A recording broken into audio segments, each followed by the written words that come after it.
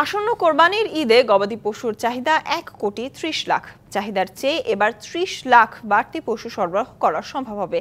তাই আমদানির প্রশ্নই উঠে না বলে জানিয়েছেন মৎস্য ও প্রাণী সম্পদ মন্ত্রী আব্দুর রহমান। দুপুরে সচিবালয়ে নিজ দপ্তরে সাংবাদিকদের এ কথা বলেন মন্ত্রী। এর আগে সকালে সাভারের 41তম বিসিএস লাইভস্টক ও মৎস্য ক্যাডারে নবনিযুক্ত কর্মকর্তাদের ওরিয়েন্টেশন প্রোগ্রামে যোগ দেন মন্ত্রী। গবাদি পশুর রোগবালাইয়ের সমাধানে ভেটেরিনারি হাসপাতালগুলোর উন্নয়ন পরিকল্পনার কথা জানান তিনি।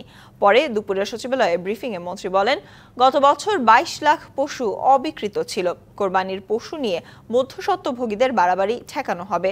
যারা চোরাই পথে কোরবানির পশু দেশের বাইরে থেকে নিয়ে আসবে তাদের বিরুদ্ধে সংশ্লিষ্ট মন্ত্রণালয় ব্যবস্থা নেবে বলেও জানান মন্ত্রী। আগামী কুরবানি ঈদের সম্পূর্ণ প্রস্তুতি আমাদের রয়েছে এবং মধ্যস্বত্বভোগীদের যেই একটা বাড়াবাড়ি থাকে, আমরা জিনিসগুলো অনেক আগে থেকেই প্রস্তুতি নিচ্ছি। এই বাজারটি যাতে স্থিতিশীল থাকে, খামারি ভাইদের সঙ্গে কথা বলেছি। কোনো কারণেই এই গবাদি পশু আমদানি করবার কোনো কারণ নেই, কোনো হেতু নেই।